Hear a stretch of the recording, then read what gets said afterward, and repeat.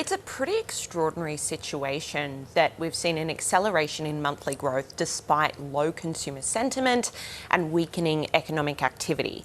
But when you have an interest in real estate, perversely enough, economic bad news is kind of good news because it points to a decline in the cash rate, remembering that the lift we've seen in the cash rate is in response to too much economic demand and too much exuberance in the economy. So I think that prospect that the cash rate might move lower in 2024 has given some buyers confidence to move now, which has supported more normalising in transaction activity.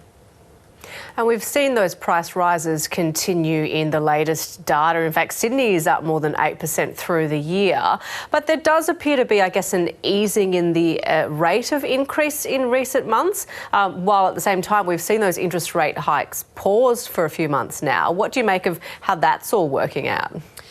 I think it speaks to the bumpiness of the upswing and the uncertainty of the upswing that we're in. We saw a recent peak in monthly growth rates back in May when national home values were up 1.2%, easing through June and July, and now through August, it's ticked up again from 0.7% in July to 0.8%. And I think, as you mentioned before, that could be because we saw a couple of months where the cash rate was set on hold. A lot of economists expecting that will be the same next week.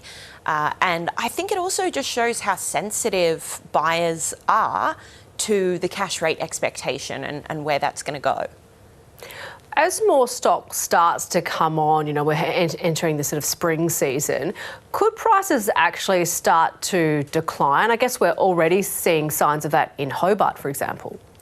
Yeah, so Hobart is one of two capital cities alongside Canberra where total listings are sitting higher than they were a year ago.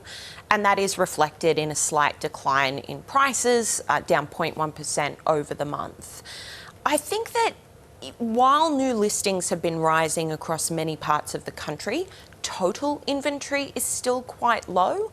You'd have to imagine that if that continues with the new listing trend rising in the spring selling season, usually we see about an 8.5% increase in new listings volumes between winter and spring, that could put a bit of a dampener on price growth.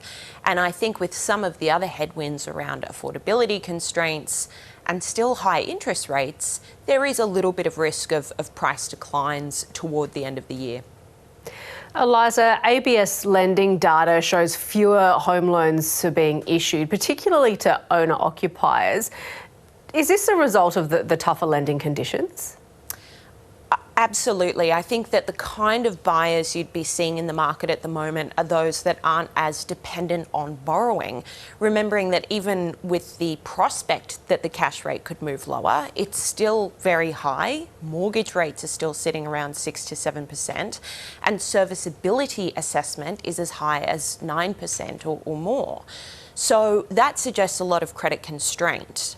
And the fact that you've got mortgage data showing a reduction in home lending while property prices are rising suggests that there might be more cash purchases happening or even just a smaller home loan size among those that are borrowing to buy. We know that hundreds of thousands of fixed rate borrowers are continuing to roll on to much higher variable rates. So are we seeing strong evidence of distressed sales picking up? In official data, no. There's very little data in the way of people falling behind on mortgages. The best source that we look to is the APRA data, which is lagged to March, but even in that March quarter showed a very low portion, less than 2% of outstanding housing credit being late. One of the flags that we looked for in the market to suggest that people might be having issues with their mortgages was if we saw an unseasonal rise in new listings through winter.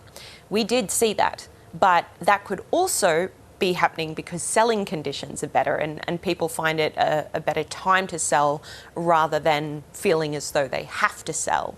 So I think in reality it's probably a mix of both. There might be people who are doing a bit of proactive selling because they're looking at the change in mortgage rates down the line and saying, well, maybe I can't afford my mortgage a few months from now when I roll over. Eliza Owen, great to have you on the program. Thanks so much. Thank you. Take care.